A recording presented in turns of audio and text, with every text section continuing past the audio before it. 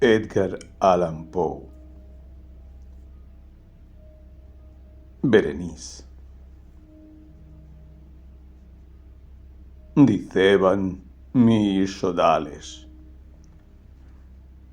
si sepulcrum amicae visitarem, curas meas aliquantulum fore levatas. Ebn Zayat. La desdicha es diversa.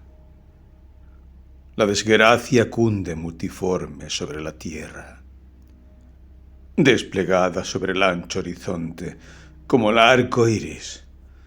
Sus colores son tan variados como los de éste, y también tan distintos y tan íntimamente unidos.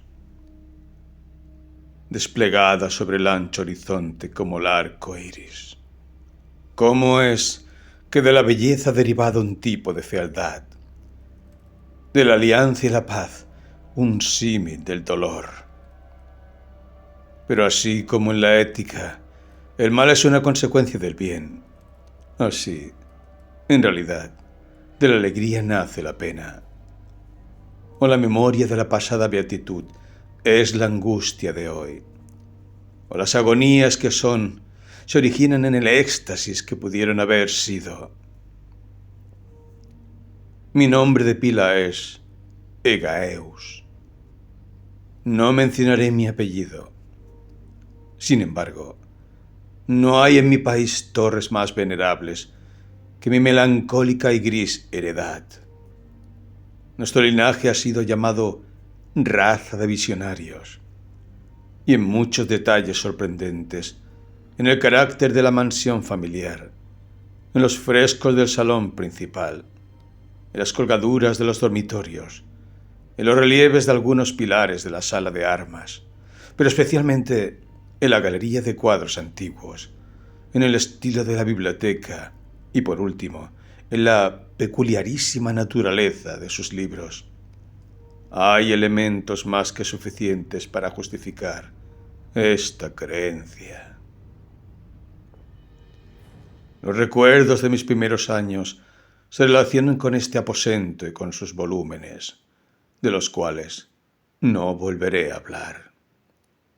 Allí murió mi madre. Allí nací yo. Pero es simplemente ocioso decir que no había vivido antes, que el alma no tiene una existencia previa. ¿Lo negáis? No discutiremos el punto. Yo estoy convencido, pero no trato de convencer. Hay, sin embargo, un recuerdo de formas aéreas, de ojos espirituales y expresivos, de sonidos musicales, aunque tristes. Un recuerdo que no será excluido, una memoria como una sombra, vaga, variable, indefinida, insegura, y como una sombra también en la imposibilidad de librarme de ella mientras brille el sol en mi razón. En ese aposento nací. Al despertar de improviso de la larga noche, de eso que parecía sin serlo, la no existencia, a regiones de hadas, a un palacio de imaginación, a los extraños dominios del pensamiento y la erudición monásticos. No es raro que mirara a mi alrededor con ojos asombrados y ardientes, que malgastara mi infancia entre libros y disipara mi juventud en ensoñaciones. Pero sí es raro que, transcurrieran los años y el cenit de la virilidad, me encontrara aún en la mansión de mis padres. Sí, es asombrosa la paralización que subyugó las fuentes de mi vida. Asombrosa la inversión total que se produjo en el carácter de mis pensamientos más comunes. Las realidades terrenales me afectaban como visiones, y sólo como visiones, mientras las extrañas ideas del mundo de los sueños se tornaron, en cambio, no en pasto de mi existencia cotidiana, sino realmente en mi sola y entera existencia. Berenice y yo éramos primos. y crecimos juntos en la heredad paterna. Pero crecimos de distinta manera. Yo, enfermizo, envuelto en melancolía. Ella, ágil, graciosa, desbordante de fuerzas. Suyos eran los paseos por la colina, míos los estudios del claustro. Yo, viviendo encerrado en mí mismo y entregado en cuerpo y alma a la intensa y penosa meditación. Ella, vagando despreocupadamente por la vida, sin pensar en las sombras del camino o en la huida silenciosa de las horas de alas negras. Berenice, invoco su nombre. Berenice. Y de las grises ruinas de la memoria, 1000 tumultuosos recuerdos se conmueven a este sonido. Vívida acude ahora su imagen ante mí, como los primeros días de su alegría y de su dicha. Espléndida y sin embargo fantástica belleza. Oh sílfide entre los arbustos de Arnheim. Oh náyade entre sus fuentes. Y entonces todo es misterio y terror, y una historia que no debe ser relatada. La enfermedad, una enfermedad fatal, cayó sobre ella como el simún. Y mientras yo la observaba, el espíritu de la transformación la arrasó, penetrando en su mente, en sus hábitos y en su carácter. Y de la manera más sutil y terrible llegó a perturbar su identidad.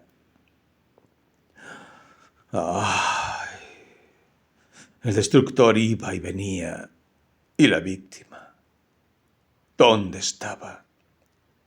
Yo no la conocía, o por lo menos ya no la reconocía como Berenice. Entre la numerosa serie de enfermedades provocadas por la primera y fatal que ocasionó una revolución tan horrible en el ser moral y físico de mi prima, debe mencionarse como la más afligente y obstinada una especie de epilepsia que terminaba no rara vez en catalepsia, estado muy semejante a la disolución efectiva y de la cual de recobrarse era, en muchos casos, brusca y repentina. Entretanto, mi propia enfermedad, pues me han dicho que no debo darle otro nombre.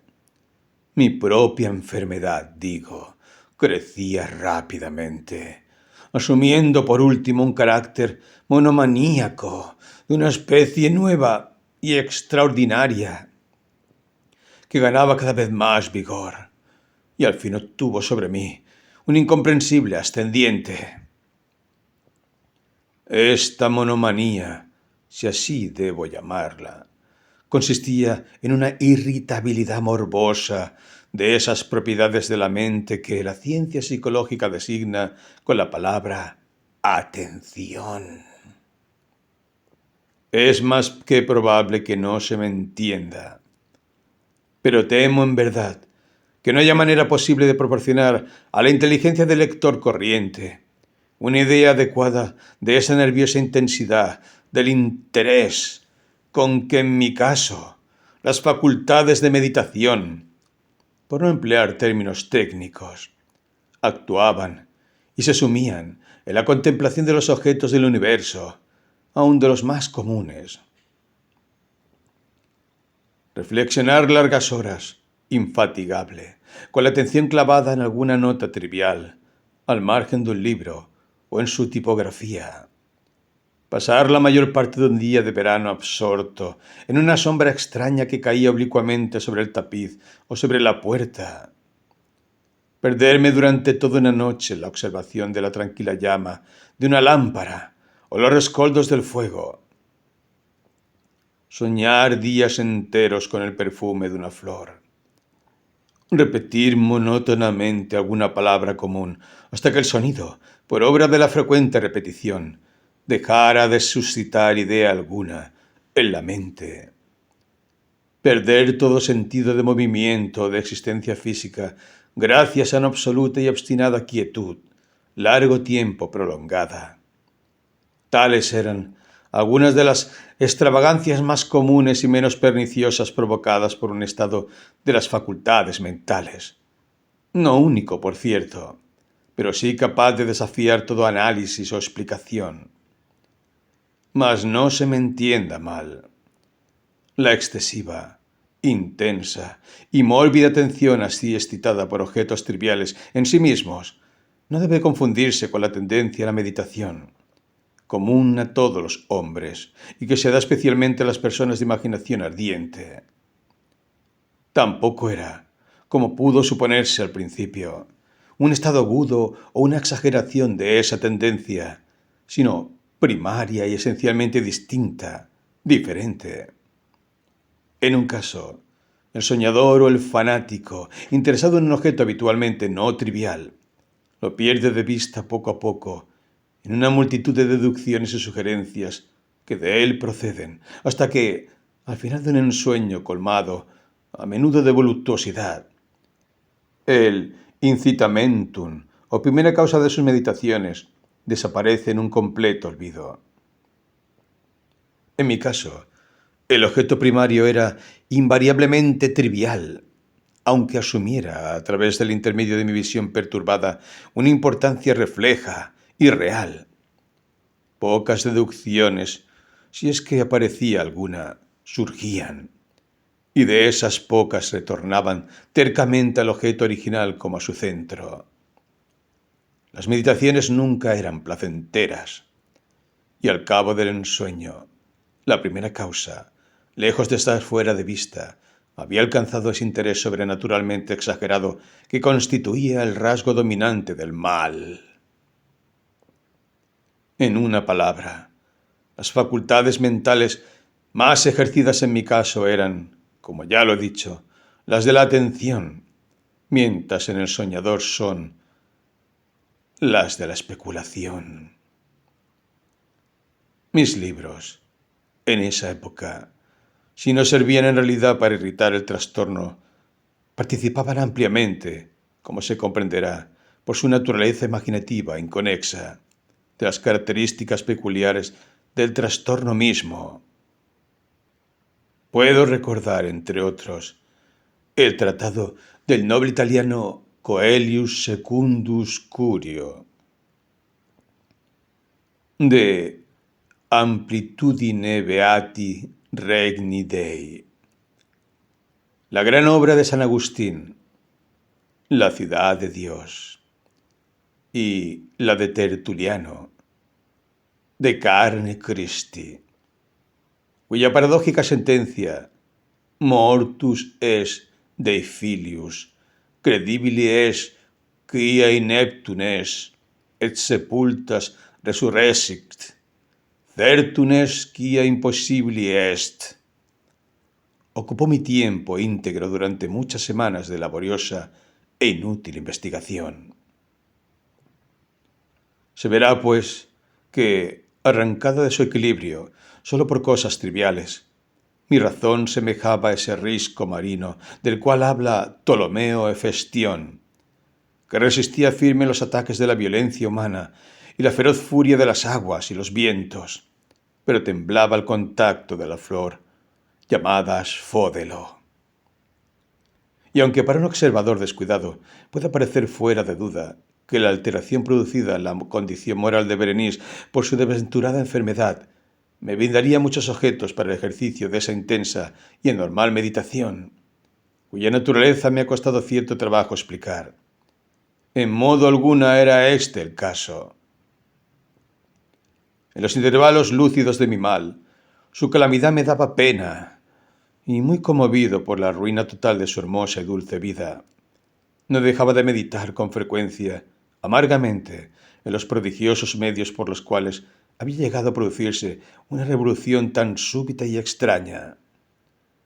Pero estas reflexiones no participaban de la idiosincrasia de mi enfermedad, y eran semejantes a las que, en similares circunstancias, podían presentarse en el común de los hombres. Fiel a su propio carácter, mi trastorno se gozaba en los cambios menos importantes, pero más llamativos, operados en la constitución física de Berenice, en la singular y espantosa distorsión de su identidad personal, en los días más brillantes de su belleza incomparable. Seguramente no la amé. En la extraña anomalía de mi existencia, los sentimientos en mí nunca venían del corazón y las pasiones siempre venían de la inteligencia.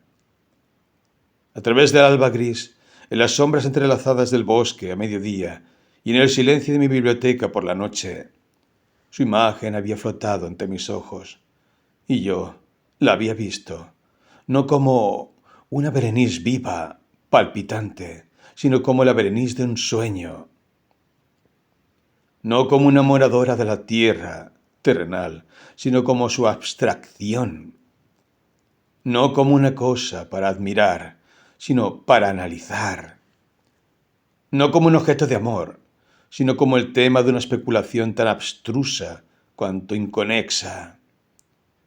Y ahora temblaba en su presencia y palidecía cuando se acercaba. Sin embargo, lamentando amargamente su decadencia y su ruina, recordé que me había amado largo tiempo y en un mal momento le hablé de matrimonio. Y al fin se acercaba la fecha de nuestras nupcias cuando, una tarde de invierno, en uno de estos días intempestivamente cálidos, serenos y brumosos que son la nodriza de la hermosa Alción, me senté, creyéndome solo, en el gabinete interior de la biblioteca. Pero, alzando los ojos, vi ante mí a Berenice. Fue mi imaginación excitada, la influencia de la atmósfera brumosa, la luz incierta, crepuscular del aposento, o los grises vestidos que envolvían su figura, los que le dieron un contorno tan vacilante e indefinido. No sabría decirlo. No profería una palabra, y yo, por nada del mundo, hubiera sido capaz de pronunciar una sílaba. Un escalofrío helado recorrió mi cuerpo. Me oprimió una sensación de intolerable ansiedad. Una curiosidad devoradora invadió mi alma. Y reclinándome en el asiento, permanecí un instante sin respirar, inmóvil, con los ojos clavados en su persona. Su delgadez era excesiva, y ni un vestigio de ser primitivo asomaba en una sola línea del contorno. Mis ardorosas miradas cayeron por fin en su rostro. La frente era alta, muy pálida, singularmente plácida, y en el que, en un tiempo fuera cabello de azabache, caía parcialmente sobre ella, sombreando las hundidas sienes con innumerables rizos, ahora de un rubio reluciente, que por su matiz fantástico discordaban por completo con la melancolía dominante de su rostro. Sus ojos no tenían vida ni brillo y parecían sus pupilas, y esquivé involuntariamente su mirada vidriosa para contemplar los labios finos y contraídos. Se entreabrieron, y en una sonrisa de expresión peculiar, los dientes de la cambiada Berenice se revelaron lentamente a mis ojos. Ojalá nunca los hubiera visto, o después de verlos hubiese muerto. El golpe de una puerta al cerrarse me distrajo, y alzando la vista vi que mi prima había salido del aposento. Pero del desordenado aposento de mi mente, no había salido ni se apartaría el blanco y horrible aspecto de los dientes. Ni un punto en su superficie, ni una sombra en el esmalte, ni una melladura en el borde hubo en esa pasajera sonrisa que no se grabara a fuego en mi memoria. Los vi entonces con más claridad que un momento antes. Los dientes. Los dientes. Estaban aquí y allí, y en todas partes, visibles y palpables ante mí. Largos, estrechos, blanquísimos, con los pálidos labios contrayéndose a su alrededor, como en el momento mismo en que habían empezado a distenderse. Entonces sobrevino toda la furia de mi monomanía y luché en vano contra su extraña e irresistible influencia. Entre los múltiples objetos del mundo exterior, no tenía pensamiento sino para los dientes. Los ansiaba con un deseo frenético. Todos los otros asuntos y todos los diferentes intereses se absorbieron en una sola contemplación. Ellos eran los únicos presentes a mi mirada mental. Y en su insustituible individualidad llegaron a ser la esencia de mi vida intelectual. Los observé a todas las luces. Les hice adoptar todas las actitudes. Examiné sus características. Estudié sus peculiaridades. Medité sobre su conformación. Reflexioné sobre el cambio de su naturaleza. Me estremecí al asignarles en mi imaginación un poder sensible y consciente, y aun sin la ayuda de los labios, una capacidad de expresión moral. Se ha dicho bien de Mademoiselle Salé que tous ses pas étaient des sentiments, y de Berenice, yo creía con la mayor seriedad que tous ses dents étaient des idées, des idées. Ah, este fue el insensato pensamiento que me destruyó. Des idées. Ah, por eso era que los codiciaba tan locamente. Sentí que solo su posesión podía devolverme la paz y restituyéndome la razón. Y la tarde cayó sobre mí, y vino la oscuridad. Duró y se fue, y amaneció el nuevo día, y las brumas de una segunda noche se acumularon, y yo seguía inmóvil, sentado en aquel aposento solitario, y seguí sumido en la meditación. Y el fantasma de los dientes mantenía su terrible ascendente, como si, con la claridad más viva y más espantosa, flotara entre las cambiantes luces y sombras del recinto. Al fin, irrumpió en mis sueños un grito, como de horror y consternación, y luego, tras una pausa, el sonido de turbadas voces, mezcladas con sordos lamentos de dolor y pena. Me levanté de mi asiento y, abriendo de par en par una de las puertas de la biblioteca, vi en la antecámara a una criada deshecha en lágrimas, quien me dijo que Berenice ya no existía. Había tenido un acceso de epilepsia por la mañana temprano, y ahora, al caer la noche, la tumba estaba dispuesta para su ocupante, y terminados los preparativos del entierro. Me encontré sentado en la biblioteca, y de nuevo solo. Me parecía que acababa de despertar de un sueño confuso y excitante. Sabía que era medianoche, y que desde la puesta del sol Berenice estaba enterrada. Pero del melancólico período intermedio no tenía conocimiento real, o por lo menos definido. Sin embargo, su recuerdo estaba completo de horror. Horror más horrible por lo vago, terror más terrible por su ambigüedad. Era una página atroz a la historia de mi existencia, escrita toda con recuerdos oscuros, espantosos, ininteligibles. Luché por descifrarlos, pero en vano, mientras una y otra vez, como el espíritu de un sonido ausente, un agudo y penetrante grito de mujer parecía resonar en mis oídos. Yo había hecho algo. ¿Qué era? Me lo pregunté a mí mismo en voz alta. y los susurrantes ecos del aposento me respondieron. ¿Qué era?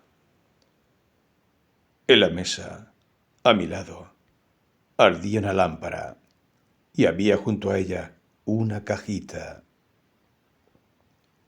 No tenía nada de notable y la había visto a menudo, pues era propiedad del médico de la familia. Pero, ¿cómo había llegado allí, a mi mesa? ¿Y por qué me estremecí al mirarla? Eran cosas que no merecían ser tenidas en cuenta, y mis ojos cayeron al fin en las abiertas páginas de un libro y en una frase subrayada. Diceban mis sedales, sepulcrum amicae visitaren, curas meas aliquantulum fore levatas. ¿Por qué, pues, al leerlas, se me erizaron los cabellos y la sangre se congeló en mis venas?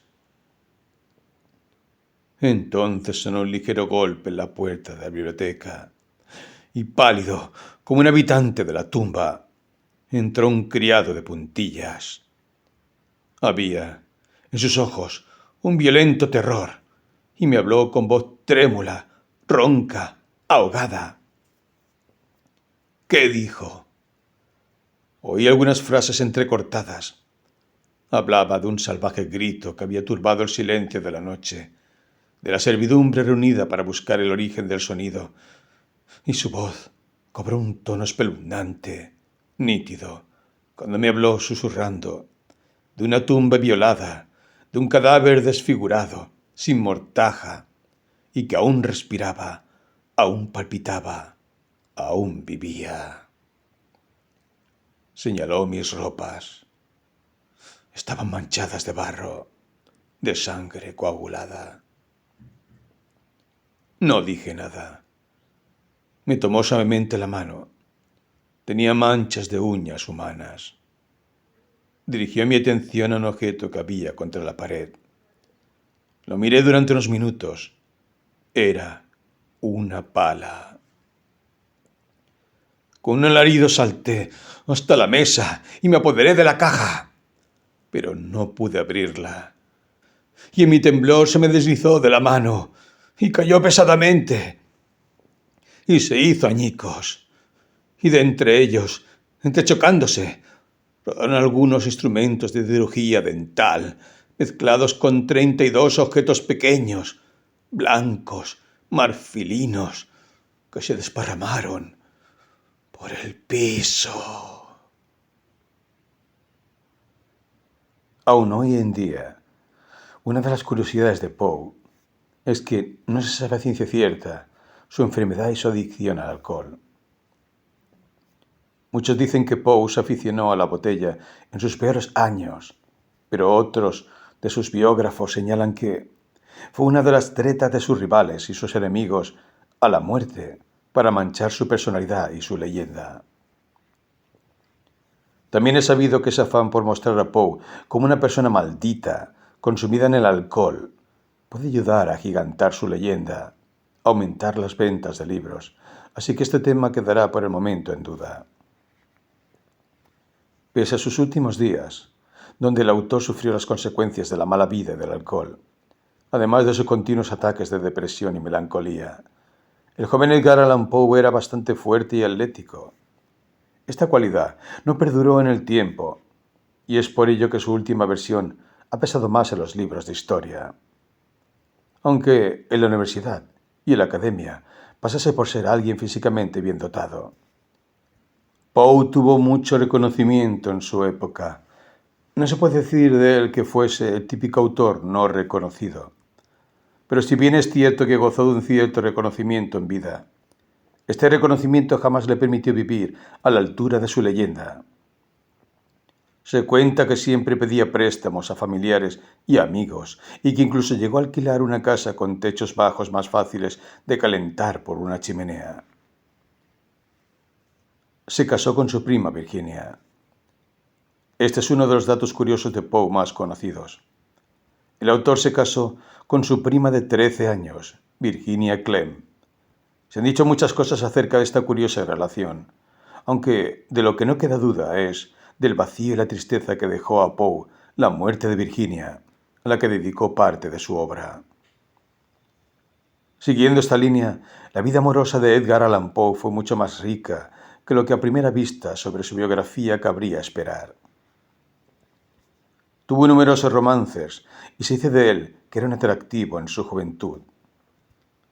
Algunos romances destacados fueron los mencionados con su prima, con mujeres casadas y mujeres de su entorno, aunque aquí también cabe esperar que su leyenda se haya distorsionado con los años. Mucho se ha hablado del origen de su familia, de hecho sobre su linaje o cuándo nació, y todavía nada se ha aclarado al 100%. Lo que sí es cierto es que su madre murió de tuberculosis cuando era muy joven. Solo 24 años tenía su madre, y su padre les abandonó sin dejar rastro. John, Alan y Frances le adoptaron más tarde. Un dato poco conocido de Poe es que, en vida, cultivó fama más bien como crítico literario para bastantes magazines. Llegó a ser una personalidad y un escritor bastante codiciado en este sentido, y era llamado por publicaciones para que en ellas estuviesen sus críticas. Parte de esta actividad, como no puede ser de otra manera en este mundo, le granjeó notables enemistades. Poe era un joven entusiasta, como decimos, muy lejos de aquel cliché de triste y taciturno. En la Universidad de Virginia, Edgar Allan Poe se enfrentó a un ambiente de juego y fiesta que quiso mantener, aunque no disponía de la economía para ello. Tuvo por esta razón roces con su padre adoptivo, John Allan, donde requería más dinero para mantener ese tren de vida. Esta fue uno de los primeros reveses en su vida. Sería expulsado de la universidad precisamente por estos hechos. Edgar Allan Poe sufrió varias crisis a lo largo de su vida, muchas de ellas provocadas por la muerte de seres queridos y de su esposa Virginia Clem. Por ello, tuvo varios intentos de suicidio, aunque nunca llegó a materializarlos.